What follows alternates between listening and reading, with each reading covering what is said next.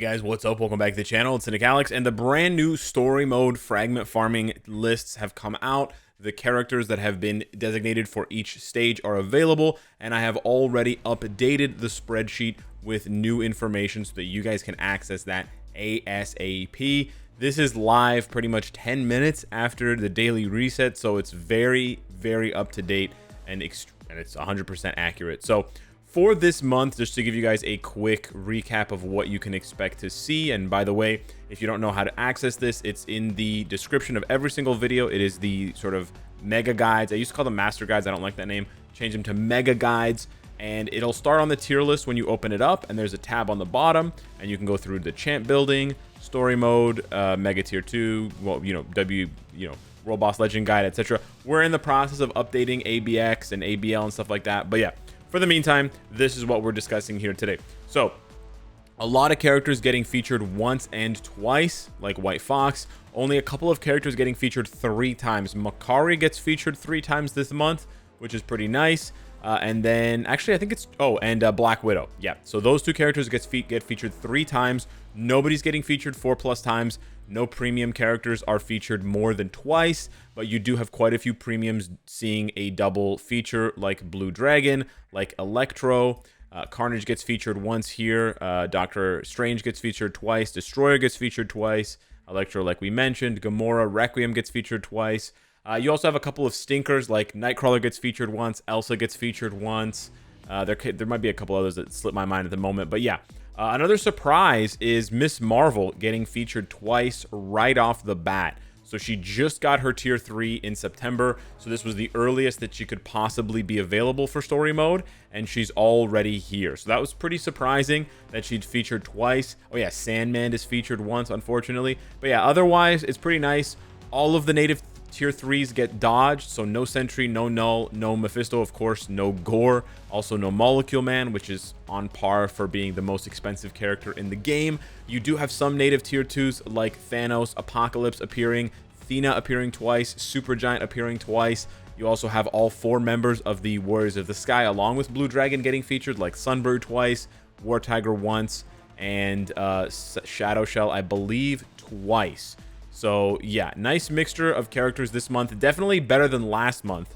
Certainly better than last month, but it could still be better. It could still be better. Now, what you're really interested in is how things shake out for the team that you want to assemble, assuming you have most, if not all, of the available characters. So I'm going to go through and give you my tips for stages that I see as being kind of problematic. As far as last month, where we highlighted Amadeus Cho as being an easy skip because he was probably a necessary fragment for a lot of players, but he was available on the 1-1, 1-2, 1-3 stages, which are much easier to farm, and after enough months, you'll have a massive surplus on 1 and 5, as you can see there. We don't really have that issue this time around. So you have, Heimdall featured here, and Gamora and Makari, then Shadow Shell, Carnage, Hulkbuster, and then Makari again. So Makari is the only one that gets double featured. So if you were going to, build up Makari for this month, again, keep that in mind for Amadeus Cho. But unlike Amadeus Cho, Makari is a very good character. She's also available, or she's also needed for one other stage.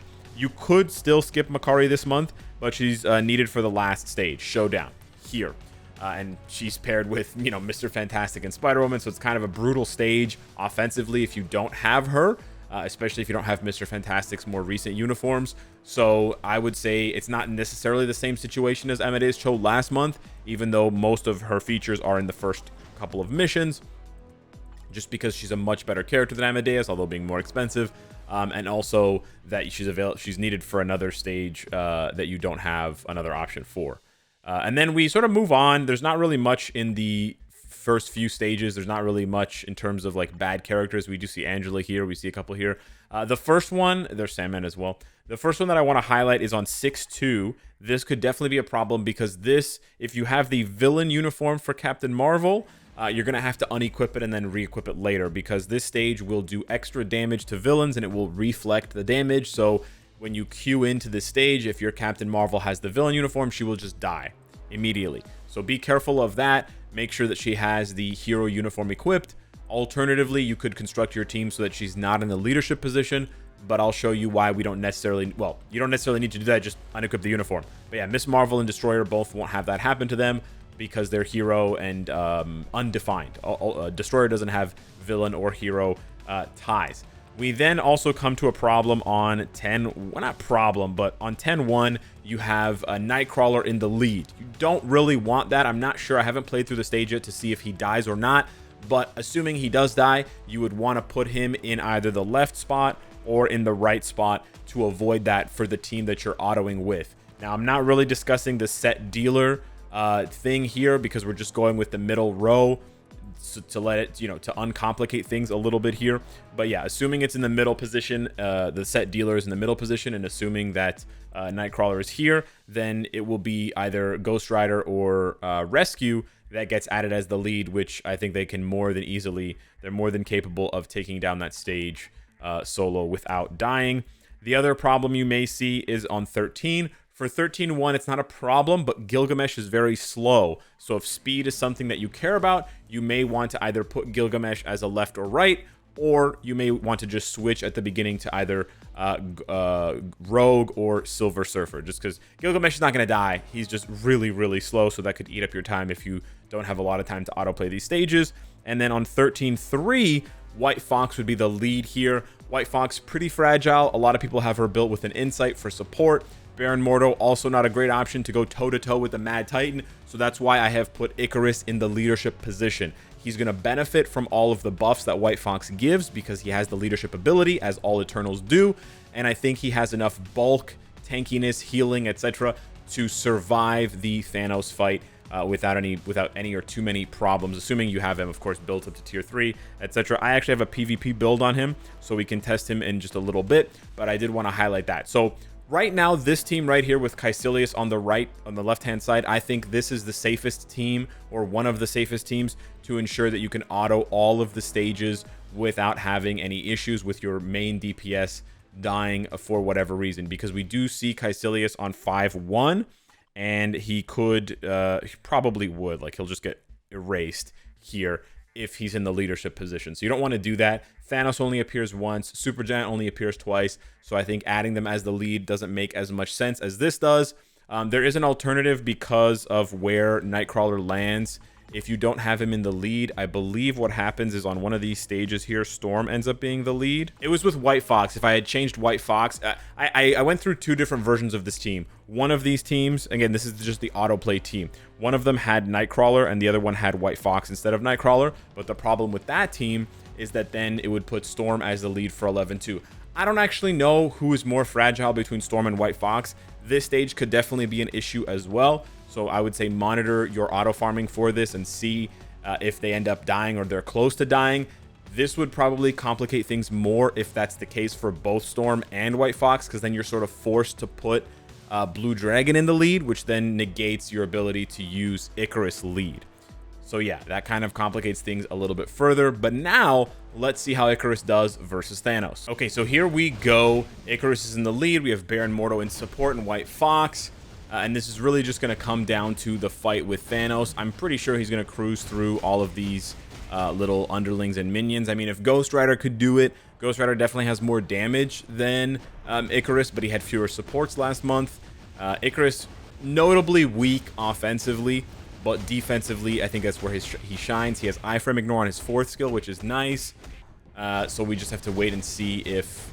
And he also has the auto heal. The auto heal should be very, very nice to make him survive. Even if you don't have a CTP of regen equipped on him, I think maybe just an invincibility obelisk would suffice here.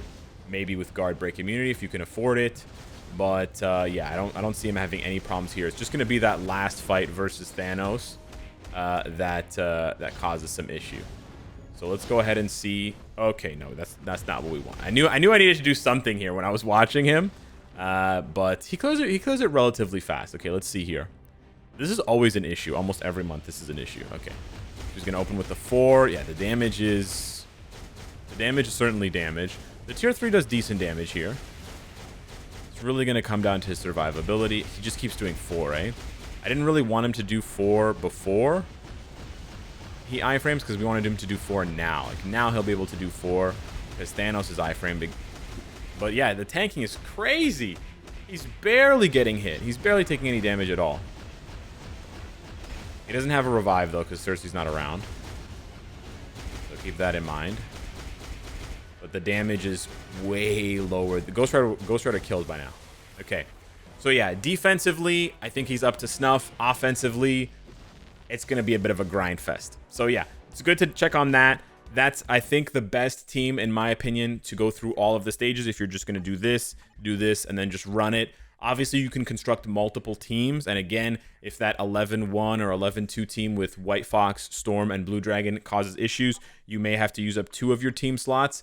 I use my team slots for a lot of other things, which is why I don't feature and talk about using multiple team slots. You can definitely do that, and you can definitely even play around with different dealer positions, but I just try to keep it as simple as possible, as streamlined as possible. Also, not that it matters, but the set dealer thing does not change even if you change the stage. So I'm kind of struggling to see the value of the set dealer for this game mode specifically, because okay, in this case we have Icarus as the middle position, and he's also as the dealer. If I move it to this page, or to this stage, and then I want to set it as Caecilius, if I go back, it's still Caecilius back on the first one. So I kind of fail to see the value here. Obviously, there's tons of value for other things like Dispatch and Dimension Rift farming, but specifically for this, it sort of seems like the old knowledge and the old way of just the middle position, leadership position, being the one that goes into battle, sort of just stays the same. I mean, you could overcomplicate things by doing that, but I don't really see the point. Unless you could put like Storm there and then have her as the dealer, but then otherwise no, because then she would, maybe if you did something like this would work, but then you'd have to swap. Maybe something like this would work. If I'm not misunderstanding how this works, maybe something like this would work. Again, it's only for one stage, so it doesn't matter that much, but then you do lose out on the stage where you otherwise have to watch. Yeah, then you don't have this. So it's sort of, yeah, I don't think there's a way to hit all 4 of them, right? To hit all 4 of them. So I think Nightcrawler is more likely to fail in that situation than Storm or White Fox. Anywho, hit me up in the comments down below. Let me know if you have a better team for story mode auto fragment farming. Thanks so much for watching. Smash the like button, subscribe if you aren't already, and I'll see you in the next one. Take care.